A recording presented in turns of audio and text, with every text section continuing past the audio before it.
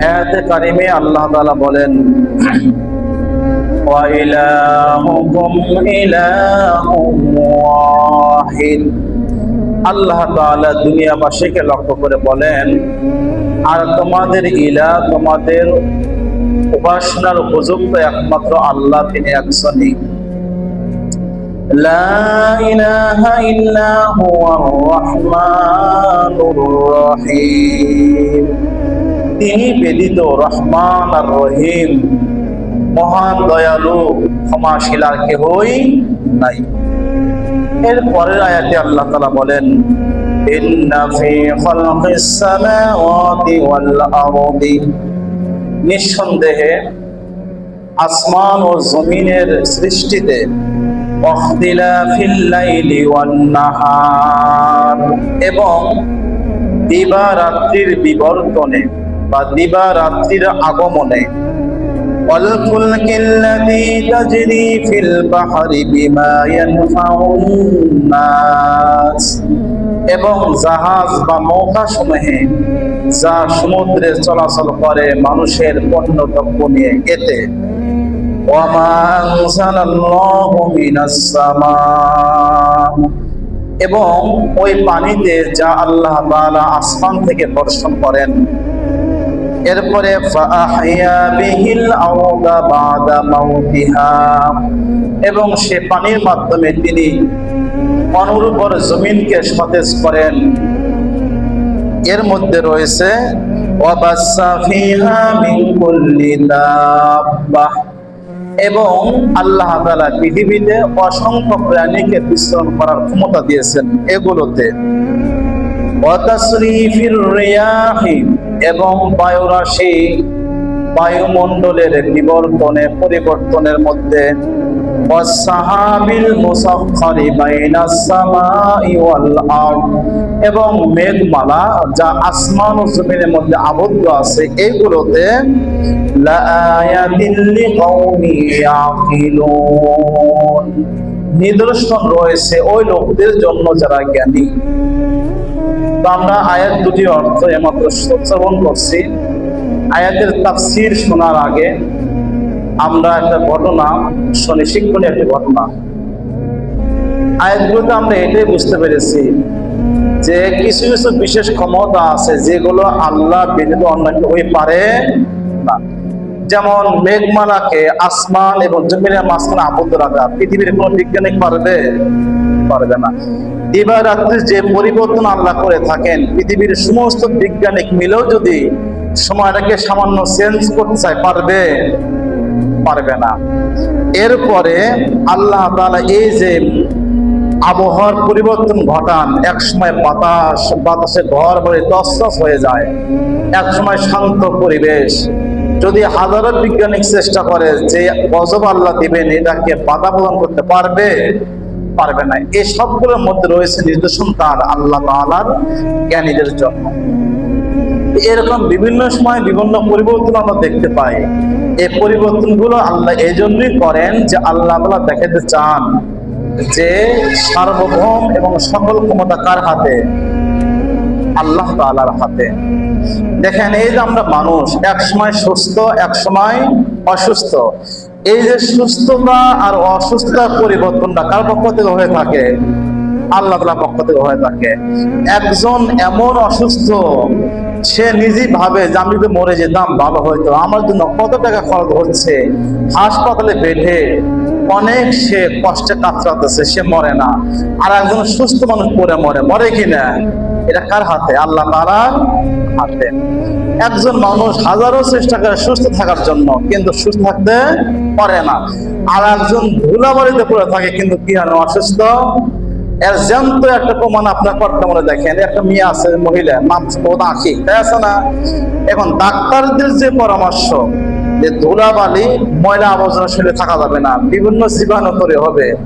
এখন যদি এটাকে ফলো করা, এটা আমরা বলি পরিষ্কার পরিচ্ছন্নতা ইমানের অঙ্গ এবং সুস্থ থাকার বড় একটা মাধ্যম।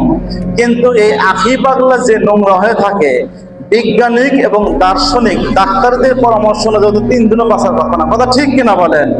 কিন্তু এমন হয় যে আখি পাগলা 2 বছরে কি হয় না, একটা নাপা খাওয়া লাগে না। অসুস্থতা সুস্থতা অনেক ক্ষেত্রে কার পক্ষ থেকে? আল্লাহ তাআলার পক্ষ থেকে।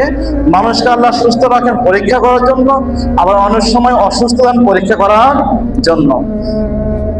হ্যাঁ, সুস্থ হয় ওষুধ খেয়ে। আমাদের ইয়াকিন হলো ওষুধ আমাকে সুস্থ করতে পারে না, কে করছে? আল্লাহ তাআলাই করছে। গতকালকে রাতে একটা জানাজা পড়ছেন এই গ্রামের একটা ছেলে, আমি যতটুকু দেখছি খুব ভালো একটা ছেলে ছিল। ওনার চিকিৎসার জন্য, সুস্থ করার জন্য বাবা মা কতই না কি করছে, কত টাকা খরচ হয়েছে ফ্যামিলির সাথে আলোচনা করলে আপনার বুঝবেন, অনেক টাকা খরচ করছে, কিন্তু সুস্থতা করা সম্ভব হয়েছে? কেন হয় নাই? আল্লাহ মৃত্যু অবধারিত করে রেখেছেন। আমি কিছুদিন আগে একটা ইতিহাস পড়েছিলাম, সুন্দর শিক্ষণীয় ঘটনা। আবু জায়েদ আস-সালেহ নামে একজন ছেলে, ওনার বাড়ি ছিল ফিলিস্তিনে, প্রচন্ড মেধার অধিকারী। উনি শিক্ষা নেওয়ার জন্য যান অস্ট্রেলিয়াতে। অস্ট্রেলিয়াতে যাওয়ার পরে উনি যখন পড়াশোনা করেন, পড়াশোনা করতে গিয়ে এক পর্যায়ে 28 বছর বয়সেই তিনি তার মেধার জোরে, এমন মেধা যে উনি একটা নতুন সফটওয়্যার তৈরি করে ফেলছেন এবং একটা কোম্পানি তৈরি করে ফেলছেন। এবং মাত্র 31 বছর বয়সে উনি অস্ট্রেলিয়া টাকা হিসাবে প্রায় 2 বিলিয়ন টাকা কি হয়ে গেছে মালিক। এত টাকা পয়সা, 2 বিলিয়ন মানে কি বাংলাদেশ টাকা হিসেবে কয়েক হাজার কোটি টাকা হবে, এত টাকা সে মালিক হয়ে গেছে। ঘটনাক্রমে টাকা পয়সা বেশি হওয়ার কারণে এক পর্যায়ে তিনি গুনাহের কাছে লিপ্ত হয়ে গেলেন। অনেক সময় মানুষজন টাকা পয়সা হয় গান বাজনা, মদ ও নারীতে আসক্ত হয় কিনা, যে উনি অবস্থা এমন হয়েছে যে সে যে মুসলমান, সে যে একটা পূর্ণভূমি ফিলিস্তিনে জন্মগ্রহণ করছে এটা সে ভুলেই গিয়েছিল। একদম গুনাহের এমন কোনো দিক নাই, নারীবাজি, এরপরে আপনার মদ বার, এগুলোই ছিল তার নিত্যদিনের কাজ। টাকা হয়ে গেছে। হঠাৎ করে উনি একদিন বারে কফি খেতেছিলেন, গরমে তার জিহ্বা একটা কি গেল, পুড়ে গেল। তখন থেকে ক্যান্সার শুরু তার জিহ্বাতে, এক পর্যায়ে গলাতে। তো উনি চিকিৎসা করতে গিয়ে ঘোষণা দিলেন যে পৃথিবীর যত উন্নত চিকিৎসা আমার জন্য করা হোক, এই টাকা আমার আছে। অস্ট্রেলিয়াতে এবং আমেরিকাতে আধুনিক জামানার যে উন্নত চিকিৎসা ক্যান্সারের, তার জন্য করা হলো, কোটি কোটি টাকা খরচ করা হলো, কিন্তু উনি কি হন না? সুস্থ হন না। উনি যখন জীবনের শেষ প্রান্তে বুঝতে পারলেন যে পৃথিবী পায়টা খাওয়াইলেও আমাকে কি করা না, সুস্থ করা সম্ভব নয়, উনি তখন অস্ট্রেলিয়াতে তার যে পরিবারের লোকজন ছিল, বাবা মা, ওনাকে ডাকলেন, শুভাকাঙ্ক্ষী সবাইকে ডাকার পরে বললেন, আমি জীবনের প্রতি নিরাশ হয়ে গেছি এবং আমার জীবন সন্নিক্ষণ আমি এটাই বুঝতে পেরেছি যে আনা মুসলিম, আমি একজন মুসলিম, আর ইলাহুনা আল্লাহ, আমাদের ইলাকে আল্লাহ। উনি যদি আমাকে সুস্থ না করেন তাহলে পৃথিবী বাটা খাওয়াইলেও আমাকে সুস্থ করা কিনা সম্ভব না। আর এই অসুস্থতায়, ক্যান্সারটাই আমার জীবনের জন্য একটা নিয়ামত, এটা বড় উদ্দেশ্য। উনি তার জীবনের শেষ কথা ছিল যে ক্যান্সারটা আমার জন্য কি নিয়ামত। কেন নিয়ামত? বলে গুনাহের এমন কোন দিক ছিল না যে আমি গুনাহগুলো করে নাই, আমার টাকার জোরে গান বাজনা ইত্যাদি ইত্যাদি এগুলো আমার নিত্যদিনের কাজ ছিল। আমি যে মুসলমান এটা ভুলে গিয়েছিলাম, কিন্তু জীবনের শেষ প্রান্তে এই ক্যান্সার আমাকে শিক্ষাই দিয়েছে যে আসলে পৃথিবীর আনন্দ এগুলো ক্ষণস্থায়ী, টাকা দিয়ে সব কাজ করা যায় না। এবং এই ক্যান্সারের শেষ মুহূর্তে এসে মৃত্যু সন্নিক্ষণে আমি এটাই বুঝতে পেরেছি আল্লাহ একজন আছে। সম্মানিত সুধী, এরপরে তিনি শেষ প্রান্তে এসে সে নিয়ত করে গেলেন যে আমি সাক্ষ্য দিচ্ছি আল্লাহ একজন, নিঃসন্দেহে আল্লাহ একজন, তিনি আমার রব।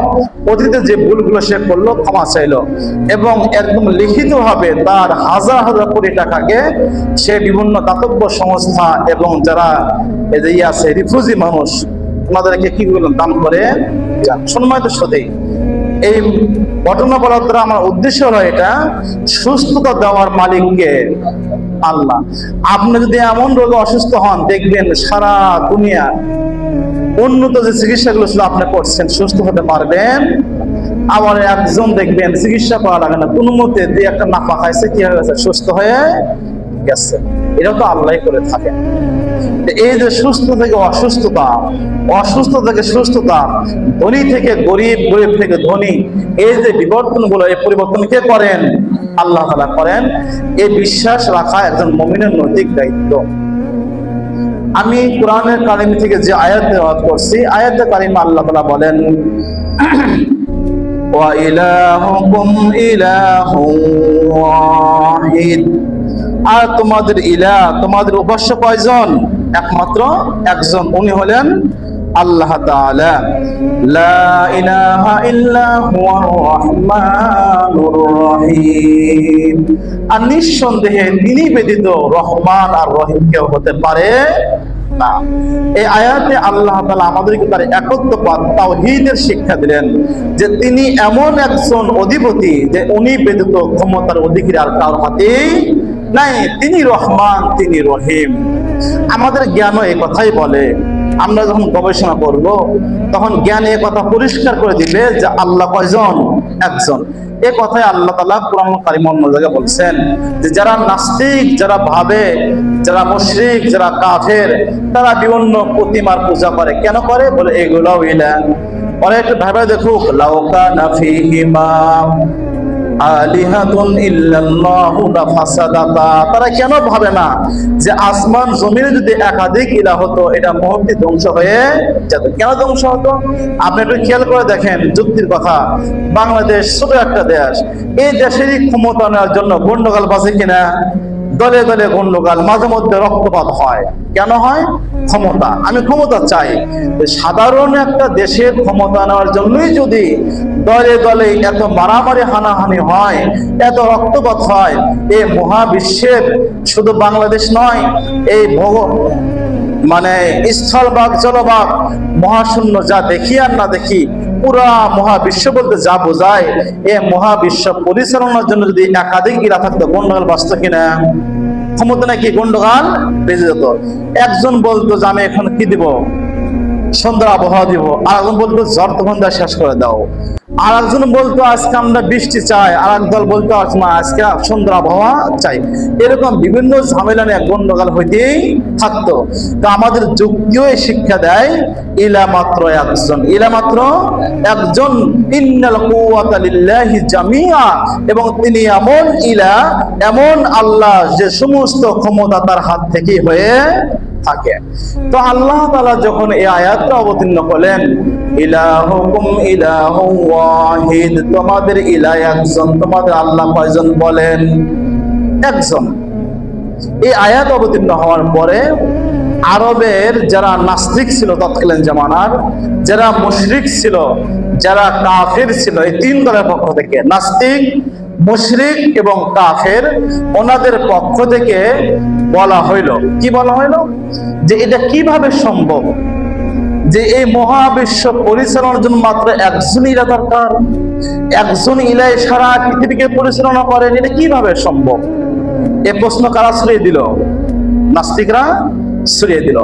আল্লাহ তাআলা ওই নাস্তিকদের কথার পরিপ্রেক্ষিতে তার কিছু শান, তার শান ও শওকত, আল্লাহ তাআলা কিছু মহান ক্ষমতা পরের আয়াতে তুলে ধরলেন যে আচ্ছা বলো দেখি, তোমরা যে বলো আল্লাহ একজন হওয়া সম্ভব নয়, আল্লাহ একাধিক, আমরা যে প্রতিমাগুলো পূজা করি, আমরা যে নক্ষত্রগুলো পূজা করি, এগুলো আল্লাহকে সাহায্য করে, ওদের দাবি এটা। যখন ওনাদেরকে বলা হয় তোমরা কেন মুশরিক, তোমরা কেন প্রতিমার পূজা করো, তোমরা কেন অগ্নির পূজা করো, পাহাড়ের পূজা করো, তখন তারা একথাই বলতো যে আল্লাহ তো একা পৃথিবী পরিচালনা করতে পারবেন না। বলেন নাউজুবিল্লাহ। আল্লাহ কি পারেন? অবশ্যই পারেন। তো তাদের দাবি হলো যে এই পুরা পৃথিবী আল্লাহ একা কিভাবে পরিচালনা করবেন? এজন্য আমরা কি করি? আগুনের পূজা করি, আগুনও আল্লাহকে সহায়তা করে, নাউজুবিল্লাহ। এই জন্য আমরা গাছগাছালির পূজা করি, এগুলো আল্লাহকে ক্ষমতা কি করে? ভারসাম্যতা বজায় রাখে। আমরা পাহাড়ের পূজা করি, বলে পাহাড়ও কি করে? আল্লাহর ক্ষমতা ভারসাম্যতা বজায় রাখে। আমরা সমুদ্রের পূজা করি, বলে সমুদ্র আল্লাহর ক্ষমতা ভারসাম্য বজায় রাখে। আমরা বিভিন্ন প্রতিমার পূজা করি, এগুলো আল্লাহর ক্ষমতা ভারসাম্যতা বজায় রাখে। এটা হলো কাফেরদের কি ছিল? আলোচনা, ওদের দাবি ছিল। তো আল্লাহ তাআলা ওদের দাবিকে খণ্ডন করে বললেন, আচ্ছা বলো দেখি, যদি তোমাদের প্রতিমা, তোমাদের গাছগাছালিগুলো, তোমাদের সে বিভিন্ন তারকাগুলো আর পাহাড়গুলো আল্লাহর ক্ষমতার ভারসাম্যতা বজায় রাখে, তাহলে এই যে পরবর্তী কিছু বিষয় আমি তুলে ধরলাম, এগুলা কারা করে? এগুলো আল্লাহ বাদ দিয়ে তোমাদের দেবতা যারা আছে এবং পুরা পৃথিবীর মানুষ যারা আছে, তারা চেষ্টা করে কি পরিবর্তন করতে পারবে? সেই বিষয়গুলো কি? আল্লাহ তাআলা পরে আয়াতে বলেন, ইন্না ফি খালকিস সামাওয়াতি ওয়াল আরদি, যে নিশ্চয় এই মহাবিশ্ব তথা আসমান ও জমিনের সৃজনে, এগুলোর সৃষ্টিতে আল্লাহর কি আছে? হিকমত আছে। এবং তোমরা বলো যে তোমাদের দেব দেবতা এগুলা কেউ তৈরি করতে পারছে? আসমান তৈরি করতে পারবে? জমিনের কি সামান্য অংশ তৈরি করতে পারবে? পারে তো নাই। এগুলোর মধ্যে অখতিলাফিল লাইলি ওয়ান নাহার, এবং এই যে আল্লাহ তাআলা দিবারাত্রি বিবর্তন ঘটান, দিবারাত্রি আগমন ঘটে, আপনারা খেয়াল করে দেখবেন, এইদিকে তাকালে বুঝতে পারবেন। আমরা বর্তমানে মাগরিবের নামাজ পড়ি 7টায়। কয়টায় পড়ি বলেন? 7টায়। শীতকালে মাগরিব নামাজ হয়, এশার নামাজ হয় 7টায়। তাহলে যে সময় আমরা গরমকালে মাগরিবের নামাজ পড়ি 7টায়, শীতকালে এশার নামাজ পড়ি কয়টায়? 7টায়। এই যে 2 ঘন্টার ব্যবধান, সময় আগে নিচ্ছে কে? আল্লাহ তাআলা।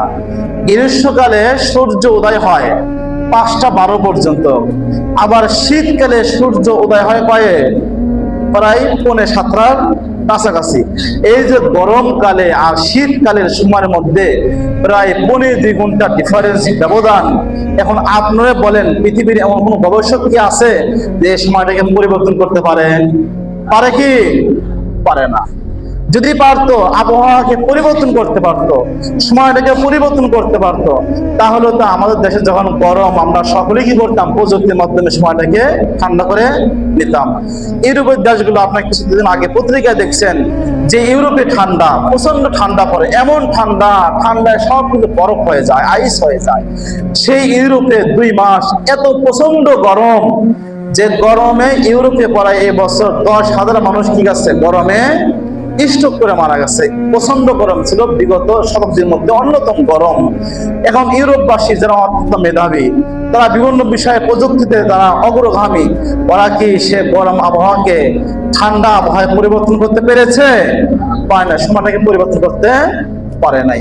তো আল্লাহ তাআলা বলেন, ওয়াখতিলাফিল লাইলি ওয়ান নাহার, এবং দিবারাত্রির বিবর্তনে, দিবারাত্রির পরিবর্তনে, অল ফুলকিল্লাতী তাজরি ফিল বাহরি বিমা ইয়ানফাউন নাস, এবং সমুদ্রে যে জাহাজ, যে নৌকাগুলো চলে, যেখানে মানুষদের উপকারী বিভিন্ন পণ্য বহন করা হয়, এগুলোতে ওয়ামা আনজালাল্লাহু মিনাস সামাই মাআন ফাআহইয়া বিহিল আরদা বা'দা মাউতিহা, এবং ওই বৃষ্টির পানি, যে পানি আল্লাহ তাআলা আকাশ থেকে বর্ষণ করেন, এবং কি করেন?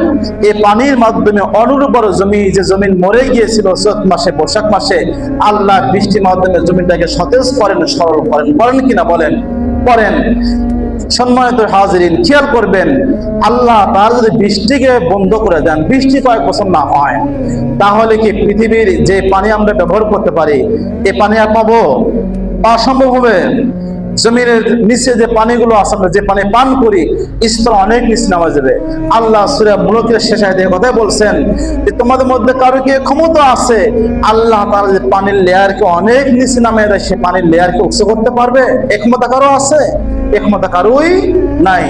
বেশি না 20 বছর যদি আল্লাহ অনুর্বর করে দেন, বৃষ্টি না হয়, দেখবেন পৃথিবীর সমস্ত মানুষ পানি না খেয়ে মারা যাবে, জমিনে কোনো আবাদ হবে না। তো আল্লাহ বলেন যে এই যে আসমান থেকে পানি বর্ষণ করি, আর এই পানির মাধ্যমে অনুর্বর জমি, মৃত জমিনকে আমি সতেজ করি, এগুলোর মধ্যে অবাসসা ফিহা মিন কুল্লি দাব্বাতিন, এবং পুরা পৃথিবীতে আল্লাহ তাআলা অসংখ্য প্রাণীকে ছড়িয়ে দিয়েছেন। কত ধরনের প্রাণী আমরা দেখতে পাই।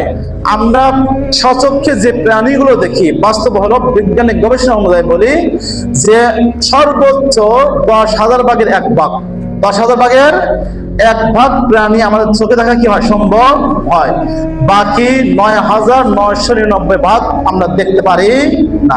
আমি একটা গবেষণা বলি, আপনি অবাক হয়ে যাবেন, যেটা আমরা কখনো ভাবি নাই। আপনাদের বিশ্বাস না হয় গুগলে সার্চ দিয়ে দেখবেন। আচ্ছা বলেন, পৃথিবীতে আল্লাহ তাআলা বিভিন্ন মাখলুকাতকে তৈরি করছে, তার মধ্যে একটা মাখলুকাত পিপিলিকা, একটা মাখলুকাত পিপিলিকা। এই পিপিলিকার প্রায় 60টা কি আছে, ভাগ আছে। পৃথিবীর বিজ্ঞানিকদের গবেষণা হলো আল্লাহ তাআলা পৃথিবীতে এত সংখ্যক পিঁপড়া তৈরি করছেন, পুরা পৃথিবীর যে মানুষগুলো আছে তাদের যে ওজন, পুরা পৃথিবীর ওজন পিঁপড়ার ওজন 100 বেশি হবে। বলেন সুবহানাল্লাহ। এটা ভাবার বিষয় না যে পুরা পৃথিবীর মানুষদের যে ওজন, পুরা পৃথিবীর মানুষদের ওজনকে এক পাল্লা করলে যে ওজন হয়, আর যে যত পিপিলিকা আছে গর্তের মধ্যে বা বিভিন্ন জায়গাতে, এই পিপিলিকার ওজন এর চেয়েও বেশি হবে। বলেন সুবহানাল্লাহ। এটা কি আমার হুজুরের কথা না বিজ্ঞানীদের কথা? বলেন। আগে বলছি, বিশ্লেষণ হয় গুগলে কি দিবেন সার্চ, এটা বিজ্ঞানীদের গবেষণা। তাহলে দেখেন আমরা কয়টা পিপিলিকা দেখি, কয়টা দেখি? আল্লাহ কত বড় করে এবং কত মহান করে পৃথিবীকে তৈরি করছেন। তাহলে আমরাও তো খাই, আর এত সংখ্যক পিপিলিকা তো কি করে? খায়। আল্লাহ রাজ্জাক নিজেকে ফয়সালা করেন। তো এই যে আল্লাহ বলেন এই মহাবিশ্বে অসংখ্য আমি প্রাণী ছড়িয়ে দিয়েছি, এগুলোর মধ্যে এবং বায়ুমণ্ডলের পরিবর্তনের মাধ্যমে এক সময় আবহাওয়া খুবই ঠান্ডা, খুবই সুন্দর বাতাস, মৃদু বাতাস, আমরা বাতাস খাই আর শুকরিয়া আদায় করি, আলহামদুলিল্লাহ আলহামদুলিল্লাহ। আবার হঠাৎ করে কাল বৈশাখী এমন ঝড় আসে যে ঝড়ে গাছগাছালি উপরে ফেলে, বিদ্যুতের খুঁটিগুলো ভেঙে ফেলে, আর মুহূর্তের মধ্যে জলোচ্ছ্বাসে সে লক্ষ লক্ষ মানুষের জীবনকে নাশ করে। পারে কিনা বলেন? কিছুদিন আগে আবহাওয়া পরিবর্তন হয়েছিল। এখন আপনি বলেন, পুরা বাংলাদেশে মানুষ যদি আন্দোলন করতো, আল্লাহ কোনো ক্ষতি হইতো? বলেন ক্ষতি হইতো? এই আবহাওয়া পরিবর্তনের সামান্যতম চেষ্টাও করলে কাজ হতো না। তা আল্লাহ পৃথিবীবাসীকে লক্ষ্য করে বলেন, বিশেষ করে যারা মুশরিক তাদেরকে একদম চোখে আঙ্গুল দিয়ে বুঝিয়ে দিলেন, দেখো এই যে আবহাওয়ার পরিবর্তন হয় এটা তোমাদের হাতে নাই, এগুলো তো আল্লাহরই হাতে।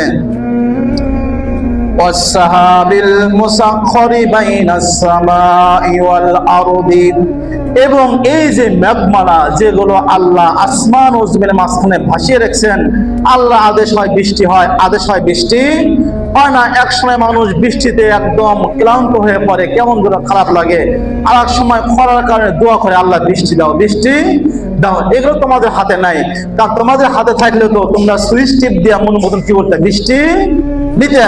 তাহলে যেহেতু এগুলো তোমাদের মন মতন হয় না, অতএব বুঝতে হবে এই ক্ষমতা কার হাতে? আল্লাহর হাতে। এগুলো বলে খেয়াল করবেন বেশ কয়েকটা কথা। 1 নম্বর আসমান ও জমিনের সৃষ্টিতে, 2 নম্বর দিবা রাত্রির বিবর্তনে, 3 নম্বর সমুদ্রে জাহাজ চলে, যে পানিতে সব ডুবে যায় কিন্তু সেখানে lakh lakh ton metric ton কি করে পণ্য নিয়ে সে জাহাজ পানিতে ভাসে, এগুলোর মধ্যে। আর আল্লাহ আসমান থেকে পানি বর্ষণ করে মৃত জমিনকে জীবিত করেন, এগুলোর মধ্যে। আর পৃথিবীতে অসংখ্য প্রাণীকে আল্লাহ জন্তুকে ছড়িয়ে দিয়েছেন, এগুলোর মধ্যে। এবং আবহাওয়ার বিবর্তনের মধ্যে, এবং আসমান ও জমিনের মাঝখানে মেঘকে ভাসিয়ে রাখছেন, আবদ্ধ করে রাখছেন, এই সবগুলোর মধ্যে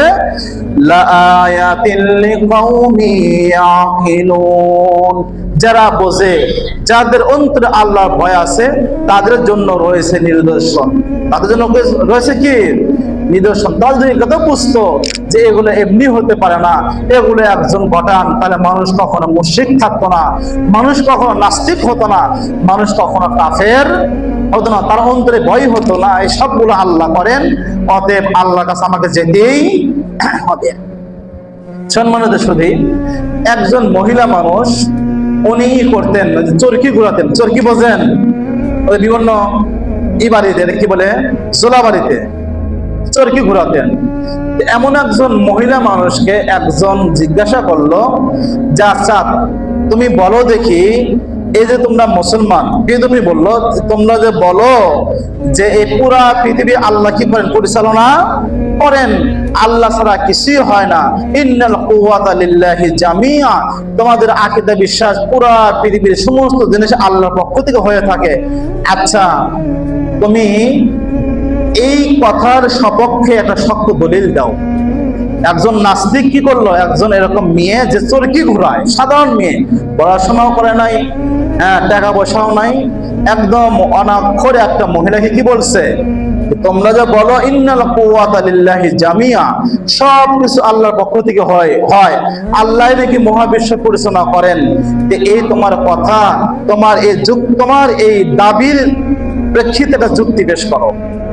দেখেন মহিলাকে আল্লাহ তাআলা জ্ঞান দিলেন, উনি কি বললেন যে এই মহাবিশ্বের যে একজন মালিক আছে এর বাস্তব নমুনা দলিল তো আমার সামনে আছে। কিভাবে তোমার সামনে আছে? বলে দেখো আমার সামনে যে চরকি আছে, ছোট একটা চরকি, যে চরকিতে আমি সুতা কি করি, সুতা বপন করি বা সুতাকে গোছ করি, রেডি করি। এই সামান্য একটা চরকি যদি এমনি এমনি ঘুরতে না পারে, এই চরকিকে পরিচালনা করার জন্য আমার মতো একজন মহিলা মানুষের দরকার হয়, তাহলে তুমি কি বলো এই পুরা পৃথিবীকে এমনি এমনি পরিচালনা হয়? কথা বুঝতে পারেন না? এমনি এমনি পরিচালনা হয়? এমনি এমনি হয় না।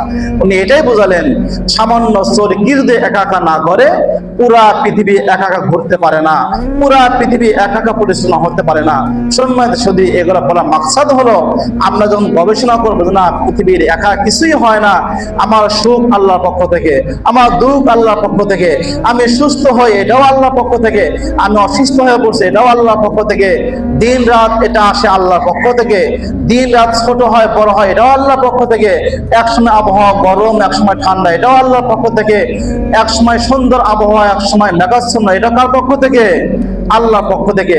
এরকম যদি কেউ ভাবে, আপনি বলেন কেউ নাস্তিক থাকবে, কেউ কাফির হবে, কেউ কি মুশরিক হবে না। তখন তার অন্তরে এটাই বদ্ধমূল হবে ইন্নাল কুওয়াতা লিল্লাহি জামিয়া, ক্ষমতা আল্লাহর পক্ষ থেকে, আল্লাহই সবকিছু পরিচালনা করেন। এই জ্ঞানটা কি হবে? আল্লাহ তাআলা উদয় করে দিবেন। এরপরে আল্লাহ তাআলা বলেন وَمِنَ النَّاسِ مَن يَتَّخِذُ مِن دُونِ اللَّهِ أَندَادًا, মানুষের মধ্যে এমন কিছু মানুষ আছে যারা আল্লাহর সাথে কি করে, অন্য কেউ শরীক করে, আল্লাহর সাথে তার সমকক্ষ অন্যকে সাব্যস্ত করে।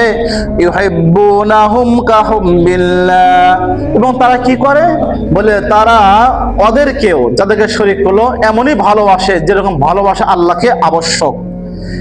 এরপর আল্লাহ বলেন আল্লাযীনা আমানু আশাদ্দু হুব্বাল লিল্লাহ, তবে তোমরা জেনে রাখো যাদের অন্তরে আল্লাহর ভালোবাসা রয়েছে, যারা প্রকৃতপক্ষে মুমিন এবং মুসলমান আল্লাহকে ভালোবাসে, এই ভালোবাসাটা পৃথিবীর সমস্ত ভালোবাসা থেকে অনেক অনেক ঊর্ধ্বে কিনা বলেন? ঊর্ধ্বে হওয়ার কারণে তো আজকে আমরা সমস্ত ধরনের কাজকে বাদ দিয়ে জমানাজ করতে আছি। আল্লাহর প্রতি মহব্বত বেশি হওয়ার কারণে তো আমরা কি করি, সেই তাহাজ্জুদের সময় অনেক কষ্ট করে তাহাজ্জুদ পড়ি কিনা, 5 ওয়াক্ত নামাজ, ব্যবসা বাণিজ্য সমস্ত জিনিসকে চ্যাপ্টা করে কি করি, নামাজ কালাম পড়ি। এটাই প্রমাণ করে যে আমাদের অন্তরে আল্লাহর ভালোবাসা মহব্বত পৃথিবীর সমস্ত জিনিস থেকে বেশি না কম? বেশি।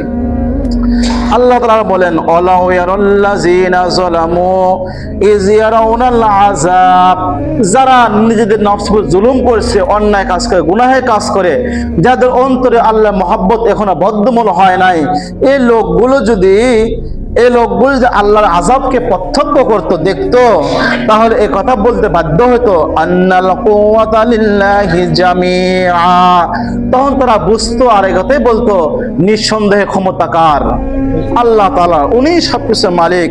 ওয়া আন্নাল্লাহা শাদীদুল আযাব, এবং তিনি এই কথাই বুঝতে পারতো আল্লাহ তাআলার শাস্তি অত্যন্ত কঠোর। ভাই আমার আলোচনার সারমর্ম কথা এটাই যে আল্লাহ তিনি সমস্ত ক্ষমতার আধার, আমি কিছু করতে পারি না। এর প্রমাণ হলো আমি আপনার সকলেরই একই অবস্থা, এই সুস্থ দেহ, কত কি করতেছি, কত দেমাগ অহংকার, হঠাৎ করে একটু আল্লাহ কি করছেন, পেটে টাওয়াল দিয়ে দিচ্ছেন, নাকি টয়লেটে বেশি না 6-7 বার গেছেন, অবস্থা এমন যে এখন যে কথা কবেন আর মুখ দিয়ে কথাও বাড়ায় না, ক্ষমতাও কই গেল। একটু আগে তো আপনি অহংকার করছেন, 6-7 বার টয়লেটে গেছেন, এখন কি আছে, ক্ষমতা চলে গেছে। সকল মানুষের শেষ অবস্থা যখন মৃত্যুবরণ করে এ কথাই বলে আল্লাহ যা করছিলাম ভুল করছিলাম, এখন দেখি সব ক্ষমতা কার হাতে? আপনারই হাতে।